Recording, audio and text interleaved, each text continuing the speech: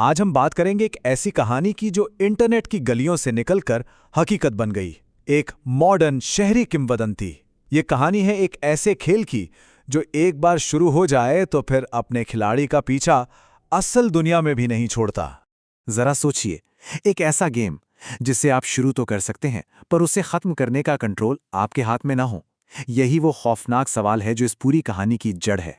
तो हमारी कहानी की शुरुआत होती है लारा के साथ और उस एक रात के साथ जब सिर्फ मनोरंजन के लिए शुरू हुई एक खोज उससे एक बेहद खतरनाक खेल तक ले गई। तो कहानी का मेन कैरेक्टर है लारा, एक 14 साल की लड़की।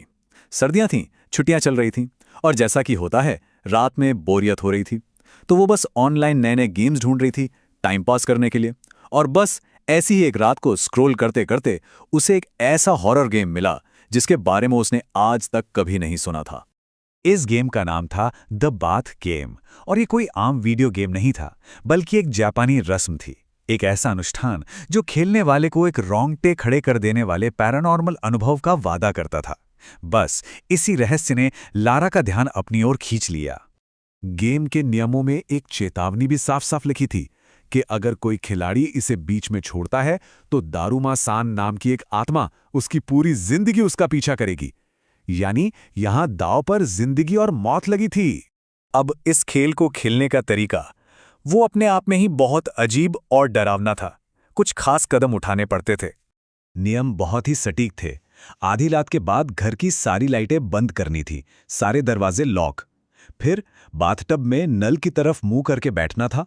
बाल धोते वक्त एक जापानी मंत्र बोलना था और फिर जोर से पूछना था, तुम क्यों गिरी? और सबसे जरूरी शर्त, बिना पीछे देखे बाथरूम से बाहर निकल जाना था। तो लारा ने सब कुछ बिल्कुल नियमों के हिसाब से किया। मम्मी पापा के सोने का इंतजार किया, लाइटें बंद की और रस्म शुरू कर दी। बाल धोने के बाद भी जब कुछ नहीं हुआ तो एक पल को उसे लगा कि यह सब बस एक मजाक है, एक फेक गेम है। वो अपनी आंखें खोलने ही वाली थी, लेकिन ठीक उसी पल बाथरूम में किसी के चलने की आवाज आई और अचानक उसके ठीक सामने सफेद फटे हुए कपड़ों में एक औरत खड़ी थी। और जो सबसे डरावनी चीज थी, उसकी दाहिनी आंख वो जैसे बाहर निकल आई थी और सॉकेट से लटक रही थी। उस घाव से खून बहकर पूरे बाथटब के पानी में घुल रहा था। उस आत्मा को बुलाना तो खेल का सिर्फ पहला हिस्सा था। असली खेल तो अब शुरू होना था, पूरे 24 घंटे का। लारा डर से जैसे जम गई थी, लेकिन गेम के नियमों के हिसाब से उसे अब आगे बढ़ना ही था। अगली सुबह से ही लारा को अजीब महसूस होने लगा। उसे लगा जैसे कोई हर वक्त उसके पीछे है, उसे देख रहा है। दोपहर होते होते जब वो अपनी माँ के साथ सुपरमार्केट गई तो ये एहसास और भी पक्का हो गया और शाम तक ये एहसास एक खौफनाक हकीकत में बदल चुका था। सुपरमार्केट का वो सीन तो और भी भयानक था।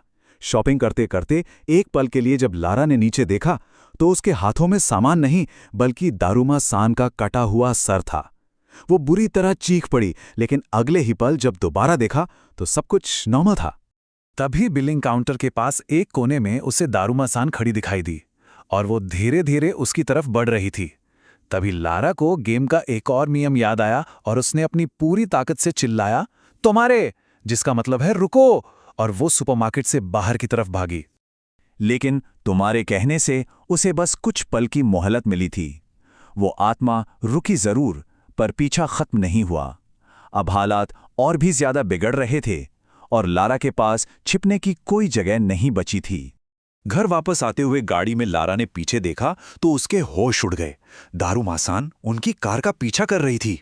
उसकी मां ने जैसे ही स्पीड बढ़ाई, आत्मा की रफ्तार भी बढ़ गई।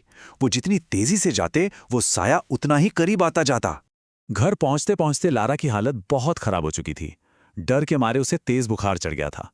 वो पागलों की तरह पूरे घर में तुम्हारे तुम्हारे चिल्लाते हुए एक कमरे से दूसरे कमरे में भाग रही थी, लेकिन दारुमा सान की मौजूदगी से वो बच नहीं पा रही थी। अब तक लारा समझ चुकी थी कि इस खेल को खत्म करना ही होगा। गेम को जीतने का आखिरी स्टेप था दारुमा सान का सामना करना और जोर से चिल्लाना, कट्टा, जिसका मतलब है मैं जीत गई।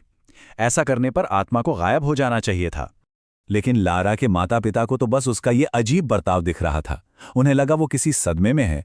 उन्होंने उसे शांत करने के लिए नींद की एक दवाई दे दी, ठीक उस वक्त जब वो खेल का आखिरी कदम उठाने ही वाली थी। उसके माता पिता ने अनजाने में जो किया उससे लारा की किस्मत तय हो चुकी थी। अब ये खेल अपने आखिरी और सबसे भयानक पड़ाव पर पहुंचने वाला था। जब लारा की आंख खुली तो वो अपने बिस्तर पर नहीं थी। वो वापस उसी बाथटब में थी जहां से ये सब शुरू हुआ था, और उसे लगा जैसे किसी ने उसे कसकर पकड़ रखा है। पीछे मुड़कर देखा तो दारूमा सान ने उसे अपने हाथों में जकड़ा हुआ था और वो जोर जोर से हंस रही थी। लारा ने अपनी आखिरी बाजी खेली। उसने पूरी हिम्मत जुटाकर गेम खत्म करने वाला शब्द चिल्लाया, कट्टा। पर इस बार दारूमासान गायब नहीं हुई, बल्कि वो और भी जोर से हंसने लगी। लारा को महसूस हुआ जैसे कोई उसे पानी के अंदर खींच रहा है। पानी के अंदर जाते जाते लारा की आंखें बंद हो गईं और फिर अचानक उसकी आंखें खुलती हैं। वो अपने बिस्तर पर थी, बिल्कुल महफूज। उसकी माँ उसके पास बैठी थी। एक पल को लगा शुक्र है, ये बस एक बहुत बुरा सपना था। लेकिन तभी उसकी नज़र कमरे की घड़ी पर पड़ी। रात के 12:30 बज चुके थे। 24 घंटे पूरे हो चुके थे। अगला दिन शुरू हो गया था। लारा गेम हार चुकी थी। उस रात के बाद लारा को हर रात वही सपना आने लगा जिसमें दारूमासान उसे बाथटब में डुबो रही होती थी। और फिर एक दिन वो सच में अपने घर के बाथटब में तैरती हुई मिली। द बाथ गेम की ये पूरी भयानक कहानी दुनिया के सामने तब आई जब उसकी माँ को उसकी डायरी हाथ लगी। ये कहानी हमें एक सवाल के साथ छोड़ जाती है कि कुछ खेल शायद कभी सिर्फ खेल नहीं होते। तो फिर डिजिटल और अलौकिक दुनिया के बीच वो कौन सी लकीर है जिसे कभी भी पार नहीं करना चाहिए?